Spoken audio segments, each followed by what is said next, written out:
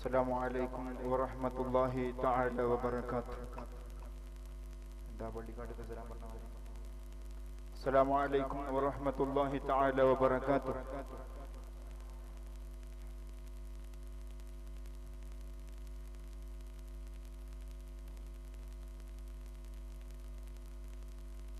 أعوذ بالله من الشيطان الرجيم. بسم الله الرحمن الرحيم.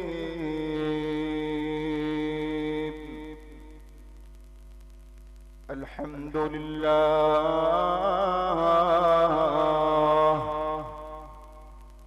لله نحمده ونستعينه ونؤمن به ونتوكل عليه ونستغفره ونستهديه ونتوب إليه ونعوذ بالله من شرور أنفسنا ومن سيئات أعمالنا.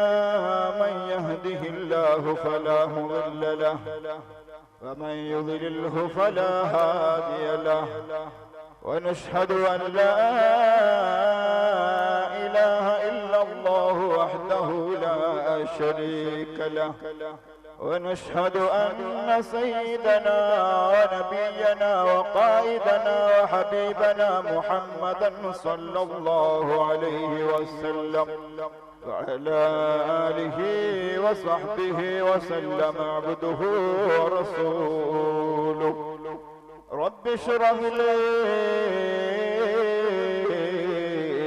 صدري ويسر لي أمري واحلل عقدة من لساني يفقه قولي. رب اشرح لي صدري ويسر لي أمري واحلل عقدة من لساني يفقه قولي. رب اشرح لي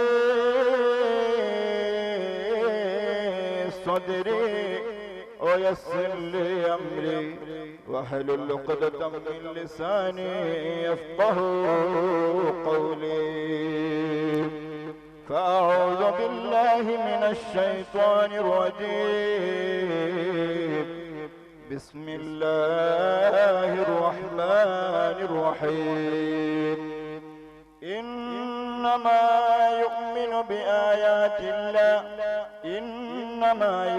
بآياتنا الذين إذا ذكروا بها خروا سجدا وسبحوا بحمد ربهم وهم لا يستكبرون.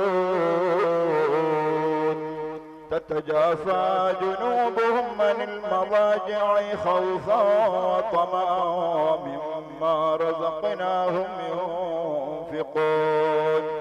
صدق الله العلي العظيم ونحن على ما قال ربنا من الشاهدين والحمد لله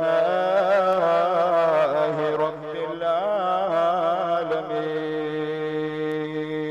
لا إله إلا الله لا إله إلا الله لا إله إلا الله محمد رسول الله.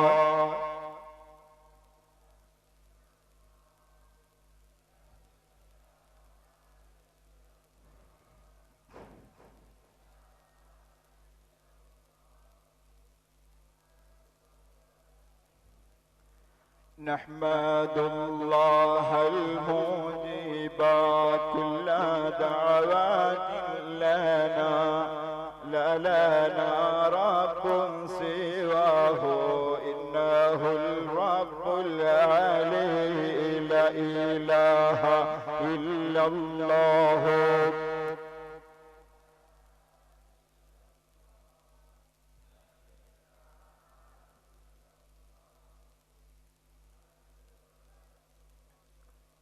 ربنا صلى وسلم كل حالاتنا على أحمد الهادي وآله وصحبه والوالي. لا إله إلا الله لا إله إلا الله لا إله إلا الله محمد رسول الله نحن ندعو ربنا الكريم في توسل واستغاثة بقرة عيننا مدبر ولي لا إله إلا الله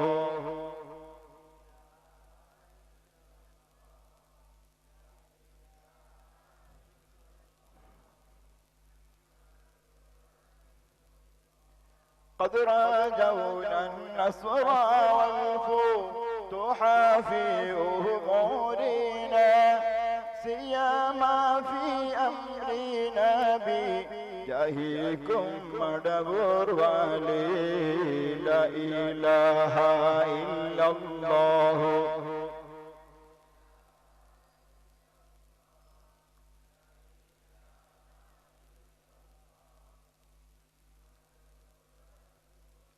كم مريض قد أتاه كامل الشفاء بكم ليس بالعلاج بل بالقول يا مدبر ولي لا إله إلا الله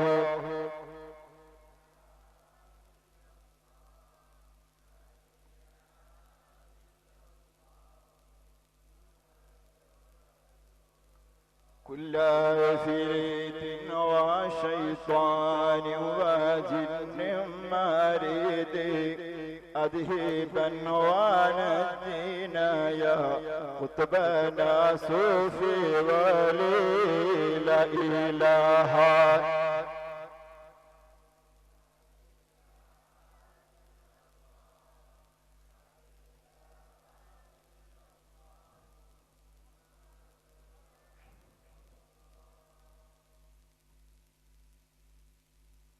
ഏറ്റവും സ്നേഹവും ആദരവും നിറഞ്ഞ ഒന്നിരായ സാലിം അൽ ബുഖാരി സയ്യിദ് അവർകൾ അതുപോലെ സയ്യിദ് കോയമത്തങ്ങൾ അതുപോലെ സ്ഥാപനത്തിലെ സദർ മുഅല്ലിം മുഹമ്മദ് സഖാഫി വേദിയിലും സദസ്സിലും ഉപവിഷ്ടരായ പണ്ഡിതന്മാർ മുതഅല്ലിം സുഹൃത്തുക്കൾ ഈ മഹല്ലത്തിന്റെ ചുക്കാൻ പിടിക്കുന്ന കമ്മിറ്റി ഭാരവാഹികൾ നാട്ടിലെ നല്ലവരായ സഹോദര സഹോദരിമാർ എനിക്ക് എന്റെ ഏറ്റവും വാത്സല്യനിധികളായ പിഞ്ചുമക്കൾ അല്ലാഹു റബ്ബുൽ ഇസ്സത്ത് അവന്റെ അപാരമായ അനുഗ്രഹം കൊണ്ട് നമ്മുടെ ഈ സദസ്സ് അവൻ കബൂൽ ചെയ്യുമാറാകട്ടെ.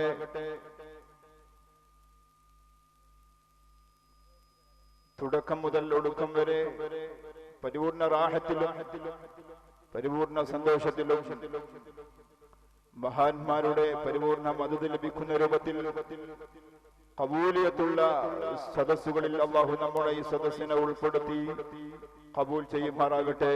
ആമുഖം നീട്ടി സമയം നഷ്ടപ്പെടുത്തുന്നില്ല. ഒന്നിരായ സയ്യിദ് അവർകൾ സ്ഥലത്തെത്തിയിട്ടുണ്ട്.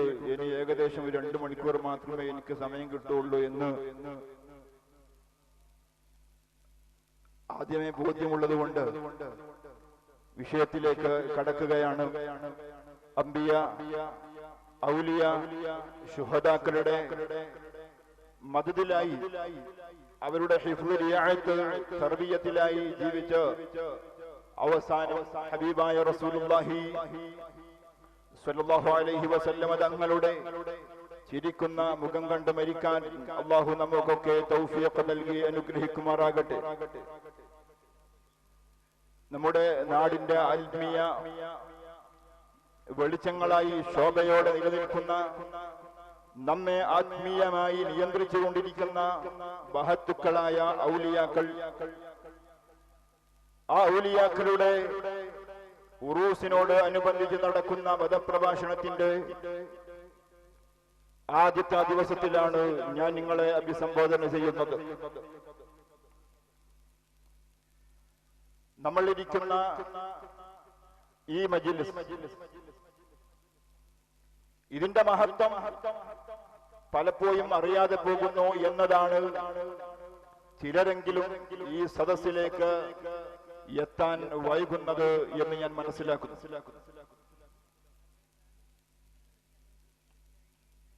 കാരണം മനുഷ്യന്റെ മനസ്സ് എപ്പോഴും തിന്മകളോട് ഒരുപാട് ആഗ്രഹം ജനിക്കുകയും നന്മകളോട് എന്തെന്നില്ലാത്ത ഒരു അകൽച്ച കടന്നു വരികയും ചെയ്യുന്നു എന്നുള്ള ഒരു ദുഃഖവാർത്ത പരിശുദ്ധ ഖുർആനിൽ നമുക്ക് കാണാം. ഒരു പണിയുമില്ലെങ്കിലും അല്പം കഴിയട്ടെ എന്നുള്ള ഒരു ബുദ്ധിയുള്ളവന്റെ മുമ്പിൽ സമർപ്പിക്കാൻ പറ്റാത്ത രൂപത്തിൽ വിശുദ്ധ ഖുർആനിലേക്ക് നോക്കിയാൽ ഇന്നൻ നഫ്സ ലഅമ്മാറത്തും ബിസ്സൂഅ, സൂറത്ത് യൂസുഫിൽ അല്ലാഹു സുബ്ഹാനഹു വ തആല പഠിപ്പിക്കുകയാണ്. തെറ്റായ വിഷയത്തിലേക്കാണ് മനുഷ്യന്റെ ശരീരം അവനെ മോട്ടിവേറ്റ് ചെയ്തുകൊണ്ടിരിക്കുന്നത്, പ്രചോദിപ്പിച്ചുകൊണ്ടിരിക്കുന്നത്. നല്ല കാര്യങ്ങളിലേക്കാണെങ്കിൽ അതിൽ എങ്ങനെ വൈകിക്കാൻ പറ്റും എന്നതാണ് പിശാച് ചിന്തിച്ചുകൊണ്ടിരിക്കുന്നത്. നമുക്കറിയാം, ചരിത്രത്തിലേക്ക് കടന്നു ചെന്നാൽ ഒരു അൻസാരിയായ സ്വഹാബി ഹബീബായ റസൂലുള്ളാഹി സ്വല്ലല്ലാഹു അലൈഹി വസല്ലമ തങ്ങളുടെ മുമ്പിലേക്ക് വന്നുകൊണ്ട് ചോദിക്കുന്നു, ഓ ഹബീബായവരെ,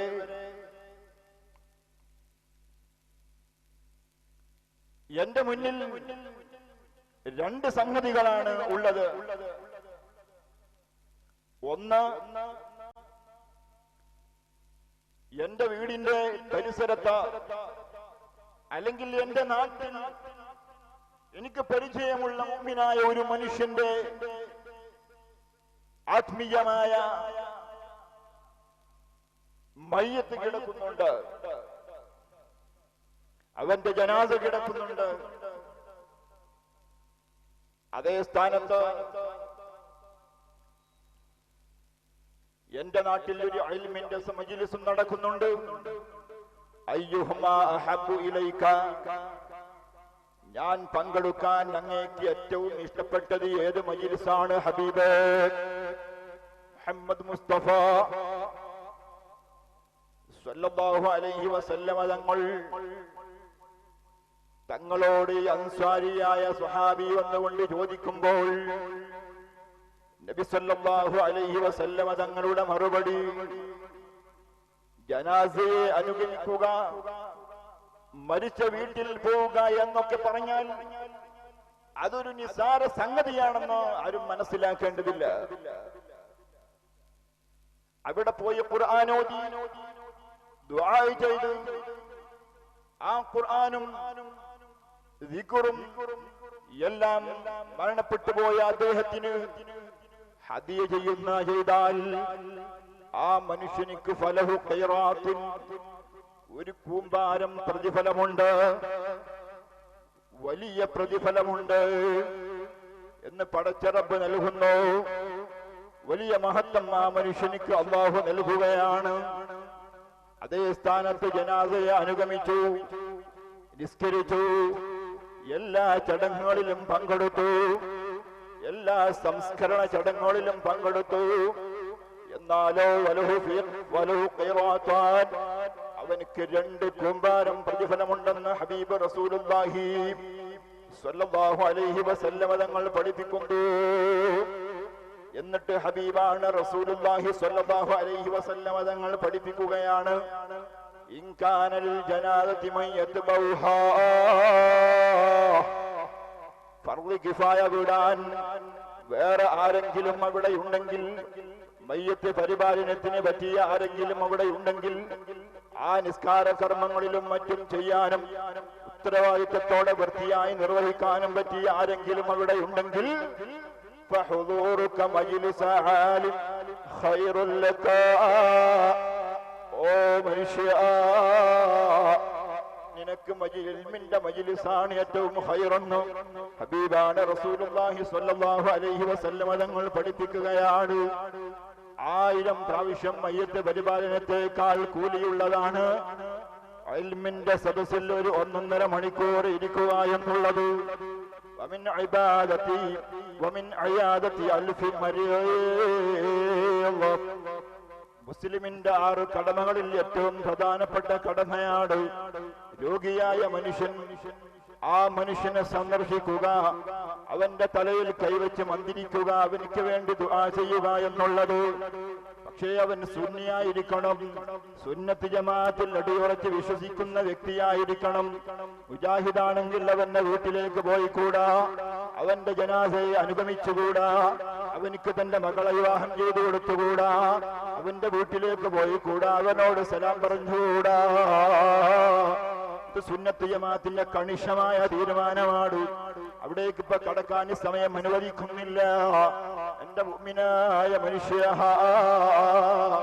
വമിൻ ഖിയാമി അൽഫി ലൈൽ, 1000 രാത്രി അല്ലാഹുവിനെ വേണ്ടി നിന്ന് നിസ്കരിക്കുന്നതിനേക്കാൾ മഹത്വമുള്ളത് 1.5 മണിക്കൂർ ഇൽമിന്റെ സദസ്സിൽ പങ്കെടുക്കലാണ്. അമിൻ സിയാമി അൽഫി നഹാർ, അതേ പകൽ മുഴുവൻ 1000 പകൽ 1000 ദിവസം അല്ലാഹുവിന് വേണ്ടി നോമ്പെടുക്കുന്നതിനേക്കാൾ വലിയ മഹത്വമുള്ളതാണ്. അതേ 1.5-2 മണിക്കൂർ അല്ലാഹുവിന്റെ ഇൽമു പറയുന്ന ദീൻ പറയുന്ന മജ്ലിസിൽ ഇരിക്കൽ മുഅ്മിനീങ്ങളായ അടിമകളെ അടിമത്തത്തിൽ നിന്ന് മോചിപ്പിക്കുന്നതിനേക്കാൾ വലിയ മഹത്വമാണ് ഇൽമിന്റെ സദസ്സിൽ ഇരിക്കുക എന്ന് പറയുന്നത്. മഹാനായ ഉമർ ഇബ്നുൽ ഖത്താബ് റളിയല്ലാഹു തആല അൻഹു തങ്ങൾ ഇസ്ലാമിക് റിപ്പബ്ലിക്കിന്റെ 2ാമത്തെ അജയ്യനായ അമരക്കാരനാണ്. മഹാനവറുകൾ പറയുകയാണ്, ഇന്ന റജുല ലയഅതി ഇലൽ മജ്ലിസിൽ ഇൽമി ബിദ്ദുരൂബ്. അത് എത്രയോ പാപഭംഗിലമായ ഹൃദയവും വേറെയിട്ട് ഇൽമിന്റെ സദസ്സിലേക്ക് ഒരു മനുഷ്യൻ കടന്നു വന്നാൽ അവൻ തിരിച്ചു പോകുമ്പോഴേക്ക് അവൻ അറിയാതെ അവനിക്ക് ആത്മാർത്ഥതയുണ്ടെങ്കിൽ അവന്റെ സർവ്വ പാപങ്ങളും പൊറുക്കുമെന്ന് നബി മുഹമ്മദ് മുസ്തഫ സല്ലല്ലാഹു അലൈഹി വസല്ലം തങ്ങൾ പഠിപ്പിക്കുകയാണ്. നബി സല്ലല്ലാഹു അലൈഹി വസല്ലം തങ്ങൾ പ്രസംഗിച്ചു കൊണ്ടിരിക്കുകയാണ്. ഹബീബിന്റെ പ്രസംഗം രാവിലെ മുതൽ വൈകുന്നേരം വരെ നീണ്ടുപോയ പ്രഭാഷണങ്ങളുണ്ട്. 1 മിനിറ്റ് കൊണ്ട് മിമ്പറിൽ കയറിയിട്ട് പ്രസംഗിച്ച് ഇറങ്ങിപ്പോയ പ്രഭാഷണങ്ങളുണ്ട്. അതേ മണിക്കൂറോളം പ്രസംഗിച്ച പ്രഭാഷണങ്ങളുണ്ട്.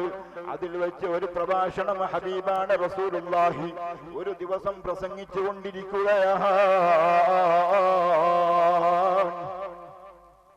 ആ സദസ്സിലേക്ക് 3 ആളുകൾ കടന്നു വരികയാണ്.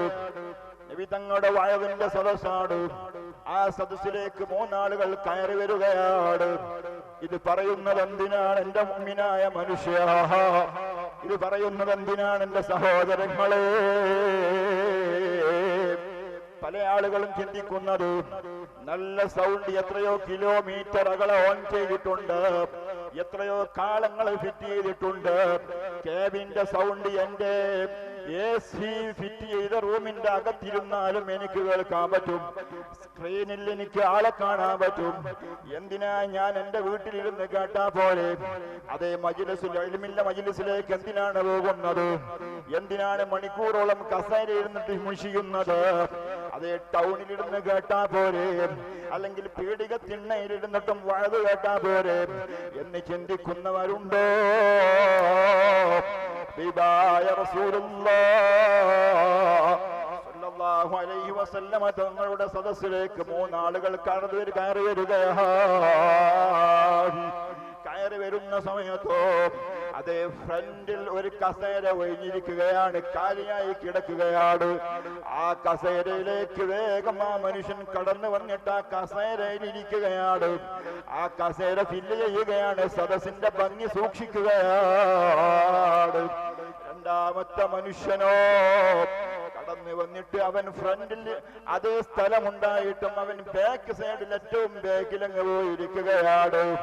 3ാമത്തെ ആളോ അതേ ഫ്രണ്ടിൽ സ്ഥലമുണ്ട്, ഫ്രണ്ടിൽ അവൻ വന്നിരുന്നില്ല. അതേ ബാക്കിലും സ്ഥലമുണ്ട്, ബാക്കിലും അവൻ വന്നിരുന്നില്ല. അവൻ സദസ്സിൽ തന്നെ ഇല്ല, സദസ്സിന്റെ പുറത്ത് പോയി അവൻ ഇരിക്കുന്നു. അവൻ ചിന്തിക്കുന്നു, വയത് എവിടുന്നും കേട്ടാ പോലെ, അതിനല്ലേ ലക്ഷങ്ങളൊക്കെ മുടക്കിയിട്ട് ഓൺ ഫിറ്റ് ചെയ്തിട്ടുള്ളത്, അതെ കാലം വെച്ചിട്ടുള്ളത് ആ സൗകര്യം ഉപയോഗപ്പെടുത്താനല്ലേ. നബി സല്ലല്ലാഹു അലൈഹി വസല്ലം തങ്ങൾ അതിന് മറുപടി പറയുകയാണ്, ഇന്ന ഹാദാ ഖദ് തഖറബ ഇലല്ലാഹ്. ആദ്യം കയറി വന്ന ഒന്നാമൻ അതേ സദസ്സിന്റെ ആദ്യത്തെ സഫിലുള്ള കാലിയായ കസാരയിൽ ഇരുന്നിട്ട് ആ സദസ്സിന്റെ ഭദ്രത സൂക്ഷിച്ച മനുഷ്യൻ അവൻ അല്ലാഹുവിലേക്ക് അടുത്തവനാണ്. അല്ലാഹുവിലേക്ക് അവൻ അടുത്തപ്പോഴോ തഖറബല്ലാഹു ഇലൈഹി, അവനിലേക്ക് അല്ലാഹുവും അടുത്തുപോയി. രണ്ടാമത്തെ മനുഷ്യനോ ഒന്നാമത്തെ വരിയിലിരുന്നാൽ ഉസ്താദ് പിരിവ് ചോദിക്കുമ്പോ ഫസ്റ്റ് എന്റെ പേരാ തോന്നുക, അല്ലെങ്കിൽ ഞാനാ കൊടുക്കേണ്ടി വരിക, അല്ലെങ്കിൽ വേറെന്തെങ്കിലും വിഷയത്തിന് ഞാനാ കൊടുങ്ങുക, അല്ലെങ്കിൽ പെട്ടെന്ന് എഴുന്നേറ്റ് പോകേണ്ടി വന്നാലോ ഞാൻ പെട്ടുപോകുമല്ലോ. ഇപ്പൊ ഒരു ഐഡിയുണ്ട്, മൊബൈൽ ഫോൺ വല്ല ഓണാക്കിയിട്ട് ചെവിയിൽ വെക്കും, ആരോ വിളിക്കുന്നത് പോലെ അഭിനയിക്കും, വല്ലേ ഇറങ്ങിപ്പോകുന്ന ഒരു സാഹചര്യം. എന്റെ മുഅ്മിനീങ്ങളെ, ഫ്രണ്ട് സ്ഥലം ലഭിച്ചിട്ടും അത് ബാക്ക് സൈഡിൽ പോയിരുന്ന മനുഷ്യനെ കുറിച്ച് ഹബീബാണ് റസൂലുള്ളാഹി സ്വല്ലല്ലാഹു അലൈഹി വസല്ലം തങ്ങൾ പഠിപ്പിക്കുകയാണ്, ഖദ് ഇസ്തഹിയാ മിനല്ലാഹ്, അവൻ അല്ലാഹുവിനോട് ലജ്ജിച്ചവനാണ്.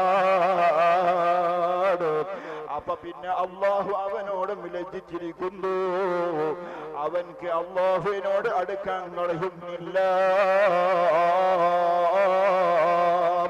ഇനി മൂന്നാമത്തെ വ്യക്തിയില്ലേ, ഒന്നാമത്തെ അതേ സഫ് പൂർത്തിയാക്കിയിട്ടില്ല, ബാക്ക് സൈഡിലും പോയിരുന്നില്ല, അവൻ സദസ്സിന്റെ പുറത്ത് പോയിട്ട് സിഗരറ്റും ബീഡിയും വലിച്ചു, അല്ലെങ്കിൽ ചായയും ഓംലേറ്റും അടിച്ചു, കടയിലും മറ്റും അവിടെയും ഇവിടെയും നിന്നിട്ട് സദസ്സ് വീക്ഷിക്കുന്ന മനുഷ്യനില്ലേ.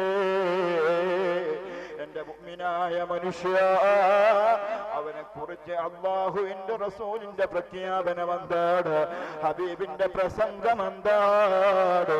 ഖദ് അറളല്ലാഹ് ഖദ് അറള അനില്ലാഹ്, അവൻ അല്ലാഹുവിനെ തൊട്ട് തിരിഞ്ഞു കളഞ്ഞവനാ. അറളല്ലാഹു അൻഹു, അല്ലാഹു അപ്പോൾ അവനെ തൊട്ടും തിരിഞ്ഞു കളഞ്ഞിരിക്കുന്നു. അല്ലാഹു അവനെ മൈൻഡ് ചെയ്യൂല, അല്ലാഹു അവനെ ശ്രദ്ധിക്കൂല. എന്റെ മുഅ്മിനീങ്ങളെ, അല്ലാഹു നമുക്ക് സദസ്സിന്റെ ഭംഗി സൂക്ഷിക്കാനുള്ള തൗഫീഖ് നൽകട്ടെ. എല്ലാവരും ആമീൻ പറഞ്ഞു. അല്ലാഹു കബൂൽ ചെയ്യുമാറാകട്ടെ. എല്ലാവരും എഴുന്നേറ്റേ, ബാക്കിൽ ഒന്നും കൂടെ മുന്നോട്ട് വാ. ഈ പാറയിലേക്ക് നോക്കിയാൽ മതി, പല ഭാഗത്തും അവിടെ ഇവിടെ പുല്ലുണ്ടായി. ഇപ്പൊ പിന്നെ എന്തായാലും ഒന്ന് സാധ്യതയുണ്ട്, നമുക്ക് നല്ല വെയിലാണ്, ചൂടാണ്.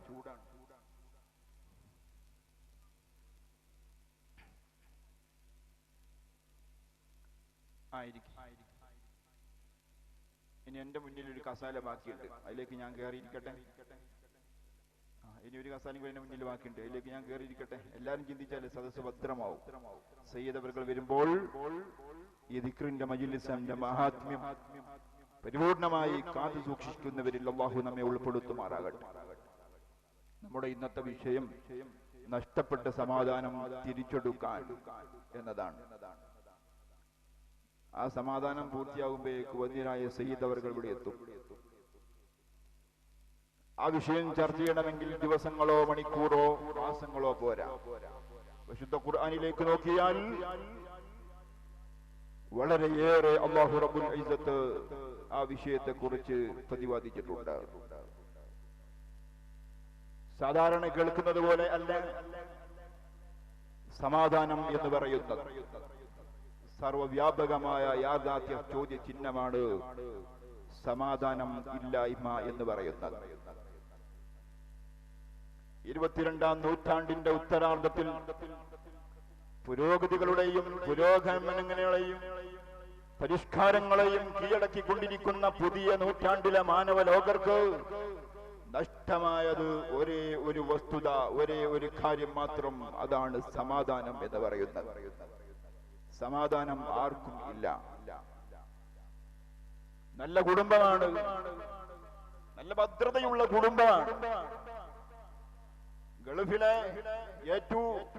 അടക്കമുള്ള ആളുകൾ ഗൾഫ് ബിസിനസ്സിലാണ്, ജോലിയിലാണ്, ഫാമിലി സഹിതം ഗൾഫിലാണ്. അത്ര സമ്പാദ്യമുള്ള കുടുംബം.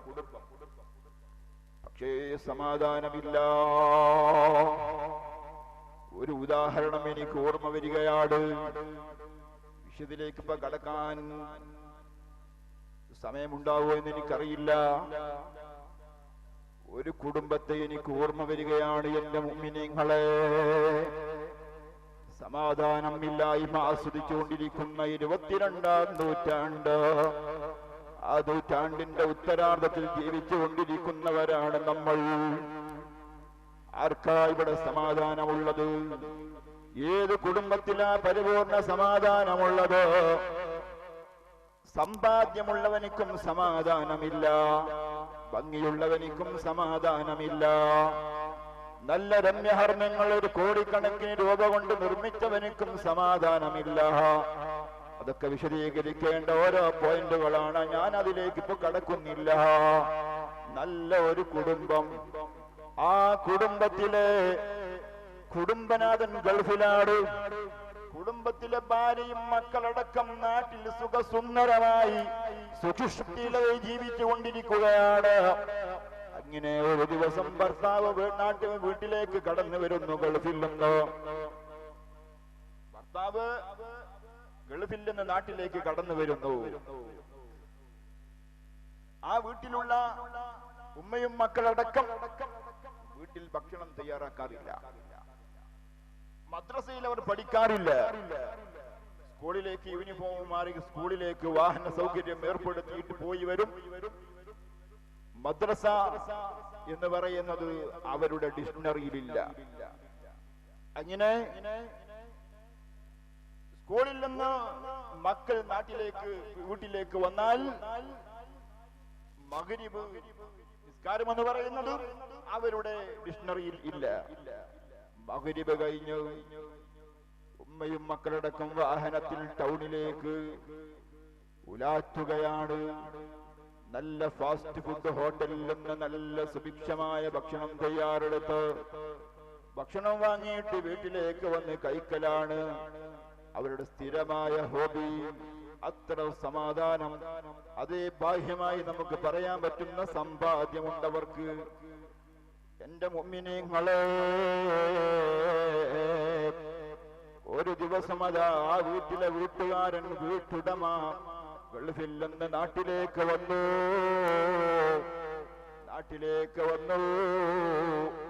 അന്നു മുതൽ ആ വീട്ടിൽ അതൊരു ഗാനവേള പോലെയാണ്. TV തുറന്നു വെച്ചിട്ട് എന്താണ് ഹരം, അതേ വലിയ സന്തോഷത്തിലാണ് അവരുള്ളത്, അതേ ആർഭാടത്തിലാണ് അവരുള്ളത്. അങ്ങനെ ജീവിച്ചുകൊണ്ടിരിക്കുമ്പോൾ പറഞ്ഞതുപോലെ എല്ലാ ദിവസങ്ങളിലും അവരതാ ടൗണിലേക്ക് പോയിട്ട് നല്ല ഫാസ്റ്റ് ഫുഡ് ഭക്ഷണം വാങ്ങിയിട്ട് വീട്ടിൽ വന്ന് സുഭിക്ഷമായി ഭക്ഷിക്കുന്ന ഒരു സ്ഥിതി വിശേഷമാണ് ആ വീട്ടിൽ നിലനിൽക്കുന്നത്. ഒരു ദിവസം അതാ രാത്രി അതാ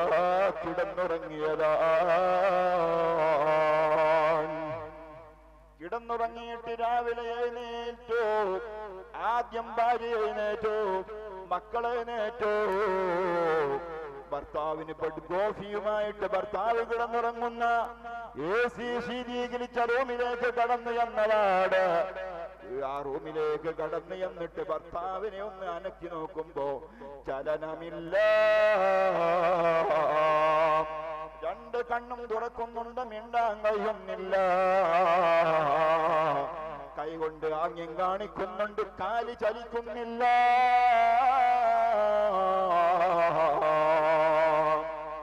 വാവിട്ട് കരയാൻ തുടങ്ങി ഭാര്യ. മക്കളും കൂട്ടക്കരച്ചിലാണ്. ആളുകൾ ഓടിയെത്തി എന്താണ്, ആരാണ്, എപ്പോഴാണ്, എങ്ങനെയാണ്, എന്തിനാണ് ചോദിക്കുമ്പോ പറയുന്നു ഇല്ല ഇല്ല, ഭർത്താവിന് ചലനമില്ല, ചലനമില്ല, ചലനമില്ല. ഇന്നലെ രാത്രി വരെ സുന്ദരമായി സുഖിഷ്ടിയില്ലാതെ കിടന്നുറങ്ങിയവരാണ്.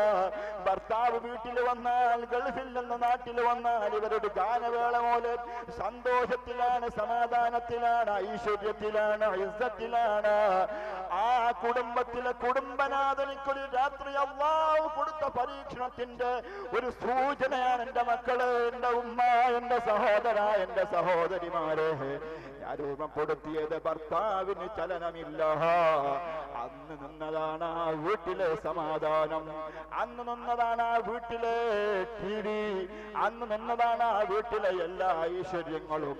പിന്നെ ആ വീട്ടിൽ ചിരിച്ചിട്ടില്ല, പിന്നെ ആ വീട്ടില് അതേ, പിന്നെ ആ വീട്ടില് മിണ്ടിയിട്ടില്ല, പിന്നെ ആ വീട്ടില് ആരും TV ഓൺ ചെയ്തിട്ടില്ല. അങ്ങനെയുള്ള ഒരു അന്തരീക്ഷത്തിൽ ജീവിച്ചവരാണ് എന്റെ മുഅ്മിനീങ്ങളെ. ഇതാണ് നമ്മുടെ സമാധാനം. നബി മുഹമ്മദ് മുസ്തഫ സല്ലല്ലാഹു അലൈഹി വസല്ലം.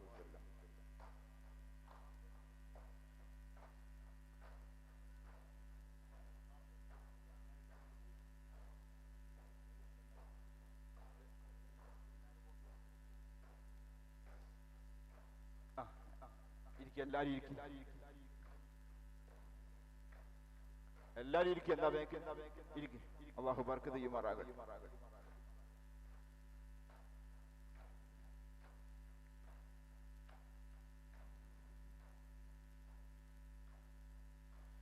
എന്റെ മുഅ്മിനായ മനുഷ്യ,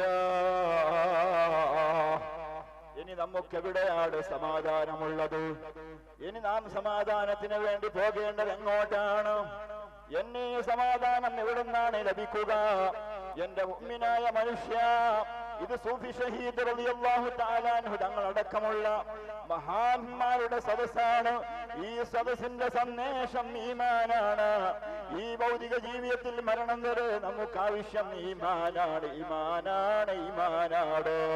ഈ ദുനിയാവിൽ സുഖമായി ജീവിക്കുന്നതിന് ദുനിയാവ് തേടുക, ഭാര്യക്കും മക്കൾക്കും സുഖം നൽകുന്നതിന് വേണ്ടി പരിശ്രമിക്കുക, ശാരീരിക ആരോഗ്യത്തിനുള്ള പ്രവർത്തനങ്ങളിൽ മുഴുകുക തുടങ്ങിയ ഭൗതിക വിഷയങ്ങളെക്കാൾ ഈമാനിനെ പുതുക്കുന്ന വിഷയത്തിന് നമ്മൾ പ്രാമുഖ്യം നൽകണം. നബി മുഹമ്മദ് മുസ്തഫ സല്ലല്ലാഹു അലൈഹി വഅലിഹി വസഹബിഹി വസല്ലം ഓടാനൊരു വണ്ടി ഉണ്ടാവുക, യഥേഷ്ടം പണം കീശയിലുണ്ടാവുക, താമസിക്കാൻ വീടുണ്ടാവുക, സ്ഥായിയായ വരുമാനത്തിന് ഷോപ്പിംഗ് കോംപ്ലക്സ് ഉണ്ടാവുക, രമ്യഹർമ്മ്യങ്ങൾ ഉണ്ടാവുക, വാടക കോട്ടേഴ്സ് ഉണ്ടാവുക. എന്റെ പൊന്നുമക്കളെ, ഇതൊന്നും സമാധാനമല്ല, ഇതൊന്നും ഐശ്വര്യമല്ല, ഇതൊന്നും ശാശ്വതമായ റാഹത്തിന്റെ മാനദണ്ഡമല്ല. ഈമാനാണ് മഹാന്മാരുടെ സമാധാനം. മഹാന്മാർ ചിന്തിച്ചതുപോലെ ചിന്തിക്കണം, മഹാന്മാര് മരിച്ചതുപോലെ മരിക്കാൻ കഴിയണം. അവര് സമാധാനം കണ്ടെത്തിയ വിഷയത്തിന് പ്രാധാന്യം കൽപ്പിക്കാൻ നമുക്ക് കഴിയണം. ഭൗതിക സുഖത്തിന് സമാധാനമില്ല. ഭൗതിക സുഖം സമാധാനത്തിന്റെ മാനദണ്ഡമല്ല.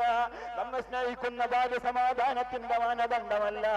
നമ്മെ സ്നേഹിക്കുന്ന മക്കൾ സമാധാനത്തിന്റെ മാനദണ്ഡമല്ല.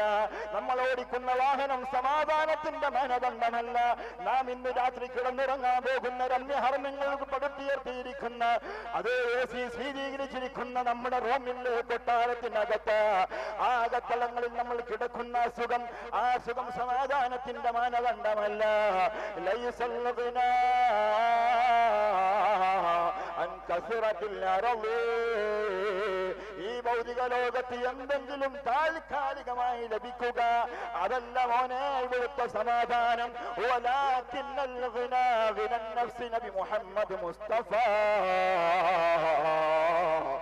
സല്ലല്ലാഹു അലൈഹി വഅലിഹി വഅസ്ഹാബിഹി വസല്ലം. പിന്നെ സമാധാനം ഏതാണ്? ഗിനൻ നഫ്സ്.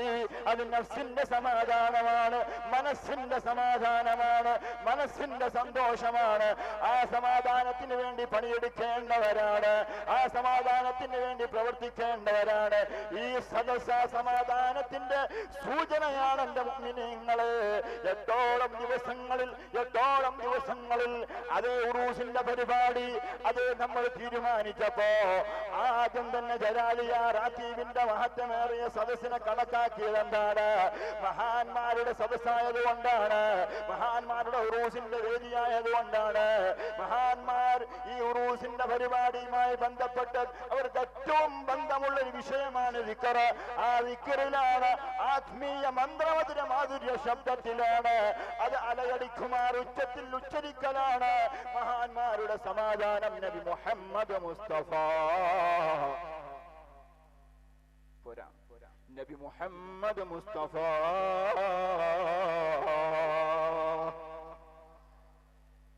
അതാണ് സമാധാനം.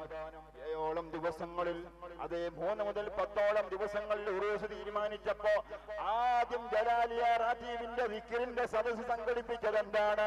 ഈ ദിക്റും മഹാന്മാരുമായിട്ട് അത്ര അഭേദ്യമായ ബന്ധമുണ്ട്. സമാധാനത്തിന്റെ വിഷയം ആദ്യമെടുക്കാൻ കാരണം എന്താണ്? മഹാന്മാർക്ക് ഏറ്റവും സമാധാനം ആത്മീയതയായത് കൊണ്ടാണ്.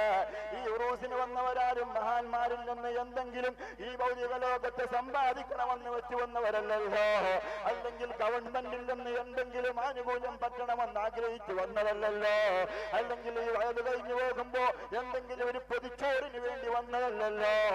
ആഖിറം രക്ഷപ്പെടലാണ് നമ്മുടെ മാനദണ്ഡം.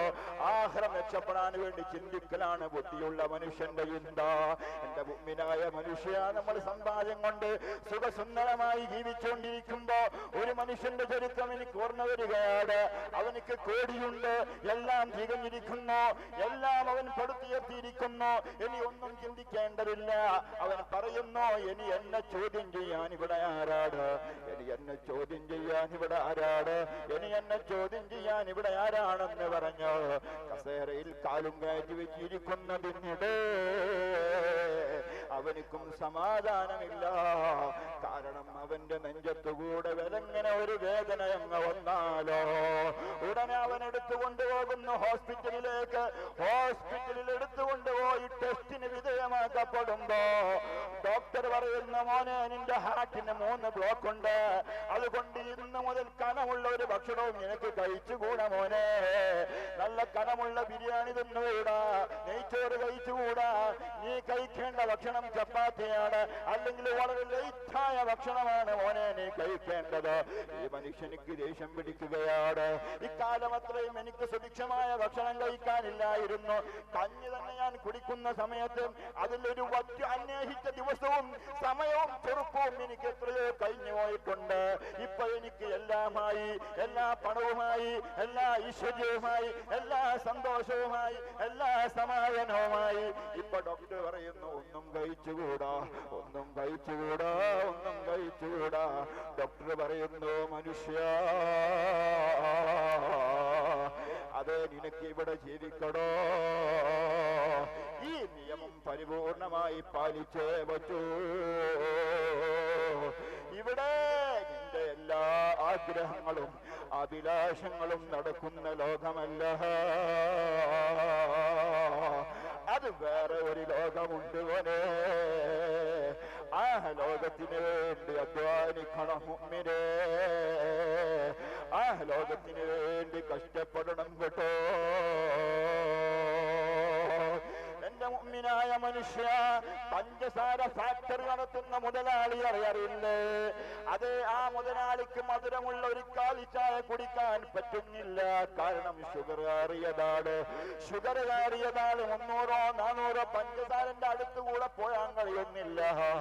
അതാണ് സ്ഥിതിയെങ്കിൽ എന്റെ മുഅ്മിനേ, എല്ലാ സമാധാനവും അല്ലാഹുവിലാണ്. ഈ ദുനിയാവിലും അതിലെ വിഭവങ്ങളിലും യഥാർത്ഥ സമാധാനം ലഭിക്കുകയില്ല. സമാധാനം അല്ലാഹുവിലാണ്. അതുകൊണ്ടാണ് 5 വക്തിലും നമ്മൾ നിസ്കരിക്കുമ്പോ, നിസ്കരിച്ചിരുന്നിട്ട് നമ്മൾ ആദ്യം പറയൽ എന്താണ്? അല്ലാഹുമ്മ അൻതസ്സലാം. സദസ്സിലേക്ക് കടന്നു വരുന്നു. അല്ലാഹു അക്ബർ, അല്ലാഹു അക്ബർ, അല്ലാഹു അക്ബർ, വലില്ലാഹിൽ ഹംദ്. ബഹുമാനപ്പെട്ട സയ്യിദ് ജഅഫർ സ്വാദിഖ് തങ്ങളവറുകൾ നമ്മുടെ മഹത്തായ ജലാലിയ റാത്തീബിന് നേതൃത്വം നൽകാൻ വേണ്ടി നമ്മുടെ സ്റ്റേജിലേക്ക് എത്തിയിരിക്കുന്നു. അല്ലാഹു ആഫിയത്തുള്ള ദീർഘായുസ് അവർക്ക് നമുക്കൊക്കെ നൽകുമാറാകട്ടെ എന്ന് ആശംസ ദുആയി അറിയിക്കുന്നു. ആ സമാധാനത്തിന്റെ ദിക്റിന്റെ മജ്ലിസിലാണ് നമ്മൾ എത്തിയിട്ടുള്ളത്. യഥാർത്ഥ സമാധാനത്തിന്റെ വഴി നമുക്ക് തുറന്നു തന്ന ഹബീബാണ് റസൂലുള്ളാഹി സ്വല്ലല്ലാഹു അലൈഹി വസല്ലം. അവിടുത്തെ മക്കളാണ് നമ്മുടെ ഈ സദസ്സിൽ ഇരിക്കുന്നത്. അള്ളാഹു അവിടേക്ക് ബറക്കത്ത് കൊണ്ട് നമുക്ക് പരിപൂർണ സമാധാനം നൽകട്ടെ. പറഞ്ഞ വിഷയം പൂർത്തിയാക്കുന്നു. നിസ്കരിച്ചിരുന്നാൽ ഉടൻ നമ്മൾ ചൊല്ലാറുള്ള ഒരു വാക്യമുണ്ട്, അല്ലാഹുമ്മ അന്തസ്സലാം വമിൻകസ്സലാം വഇലൈക യർജഉസ്സലാം ഹയ്യനാ റബ്ബനാ ബിസ്സലാം വഅദ്ഖിൽനാ റഹ്മതക ദാറസ്സലാം. അല്ലാഹുവേ, നീയാണ് രക്ഷ, നിന്നിലാണ് രക്ഷ, രക്ഷയുടെ അഭയകേന്ദ്രം നീയാണ്. രക്ഷയുടെ സ്വർഗീയ സമാധാനത്തിന്റെ ലോകത്തേക്ക് എന്നെ കൈപിടിച്ചുയർത്തണേ. അല്ലാഹുമ്മ അദ്ഖിൽനാ ബിറഹ്മതിക ദാറസ്സലാം.